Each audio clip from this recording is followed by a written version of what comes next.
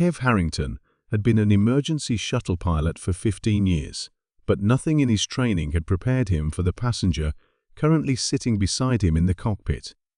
The alien Tarix, she'd called herself, was humanoid in general appearance, but with striking differences.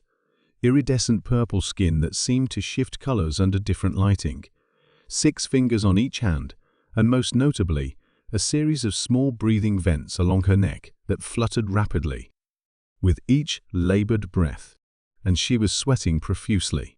Not water like humans, but a viscous blue fluid that beaded across her forehead and dripped down her temples. "You need to maintain this exact speed," she said, her voice a mixture of melodic tones and sharp clicks. "If you stop, I'll kill you." The plasma pistol in her hand lent considerable weight to the threat. It had been pointed at Kev's side for the past 3 hours as they raced across the Kepler quadrant in his medical transport shuttle.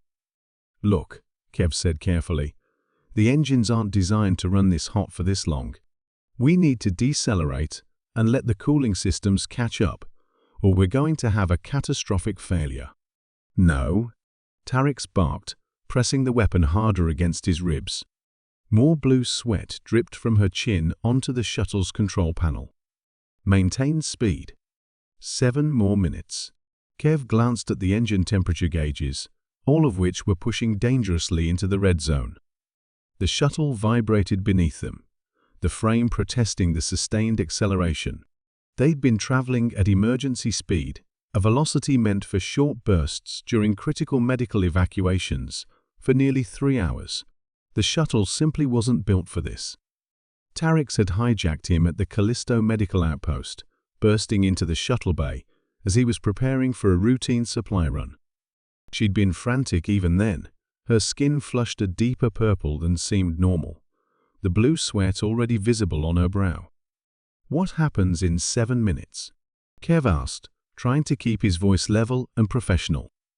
In 15 years of emergency response flying, he'd learned that staying calm was often the difference between life and death. "Maybe I can help if you tell me what's going on." Tarix's large, multi-pupiled eyes narrowed at him, but something in his tone must have reached her. "Synchronization," she said after a moment. "I need to reach the resonance point within the specified time window." "Resonance point?" She gestured ahead with her free hand, the 6 fingers splaying to indicate a seemingly empty section of space. "There. A temporal fold. It opens for approximately 20 seconds every 67 years. I must reach it." Kev frowned. Nothing on his sensors indicated anything unusual about that particular section of space, but he knew human technology was limited compared to some of the older species in the galaxy. "And if you miss it?" Tarix's breathing vents fluttered even more rapidly, and a fresh wave of blue sweat cascaded down her face. "Then I remain trapped in this time stream, and my world ends." The utter conviction in her voice gave Kev pause. He'd encountered many species across his career, some more prone to drama than others, but the raw desperation in Tarix's voice suggested this was no exaggeration. "Your world? You mean your planet?" She shook her head sharply. "My entire timeline. My species. Everything." A warning alarm blared from the control panel. The primary cooling system had just failed, and the secondary was already operating beyond capacity. Kev silenced the alarm with a practiced movement. "We're going to lose power completely if we don't slow down," he explained, keeping his voice even. "And then neither of us will reach your resonance point." For a tense moment, Tarix's pistol pressed harder against his side. Then, remarkably, she lowered it slightly. "What do you suggest?" she asked, each word seeming to cost her considerable effort. "I can reroute power from life support to the engines for a final push, but we need to slow down for 45 seconds first to allow for the system reset." "Too long. It's that or we flame out completely," Kev said firmly. 45 seconds of deceleration, 30 seconds for the reset, then we can hit emergency velocity again for approximately... He checked his calculations, 2 minutes before total system failure. Will that get us there? Tarix performed some rapid calculations of her own, her six-fingered hand moving through the air, as if manipulating invisible data. Yes, she finally conceded. Barely. Then that's what we're doing. Kev began the deceleration sequence, and Tarix tensed beside him, the pistol rising again. For a moment, he thought she might follow through on her threat, but instead, she used the weapon to point at a specific control. Divert power from waste processing as well, she instructed. An additional 2% efficiency. Kev raised an eyebrow, but did as she suggested. The alien was correct. It did improve their power curve slightly. As the shuttle slowed, he noticed something alarming about his passenger. The blue sweat wasn't just a sign of stress. Her entire body seemed to be becoming less substantial.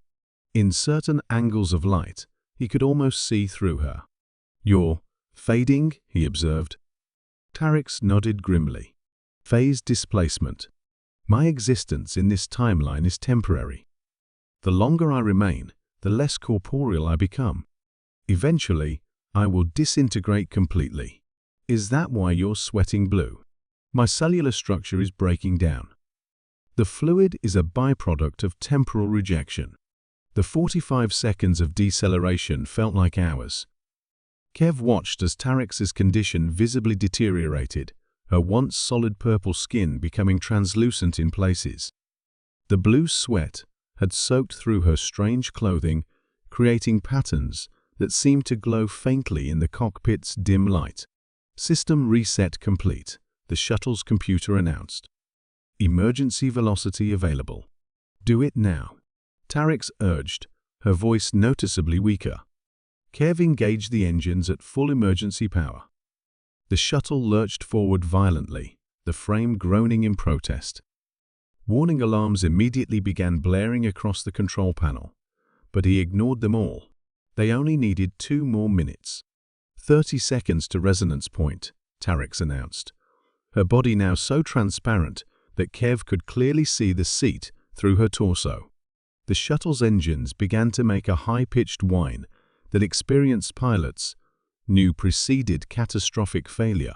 15 seconds, Tarix whispered, her form flickering like a faulty hologram. The control panel erupted in a shower of sparks as circuits overloaded. Kev protected his face with one arm, but maintained their course with the other. 5 seconds, came Tarix's voice, now barely audible. Ahead of them, space itself seemed to ripple, as if the fabric of reality was being gently folded. It was subtle. Kev might have missed it if he hadn't been looking for it, but unmistakably there. "Thank you," Tarix said, turning to him with eyes that now glowed with an inner light. "You've saved more than you can possibly know." And then she was gone, not with a dramatic flash or explosion, but simply absent from the space she had occupied a moment before. The only evidence she had been there at all was the blue fluid still dripping from the co-pilot's seat and the plasma pistol that clattered to the floor. The shuttle's engines died completely 3 seconds later, leaving Kev drifting in space with emergency power only. As he activated the distress beacon that would summon help, he stared at the section of space where the resonance point had been. There was no sign of it now, no indication that anything unusual had happened there. But the blue fluid on his control panel was real enough, as was the alien weapon now resting on the floor of his cockpit. Proof that for a brief time he had helped a desperate traveler from another timeline make her connection.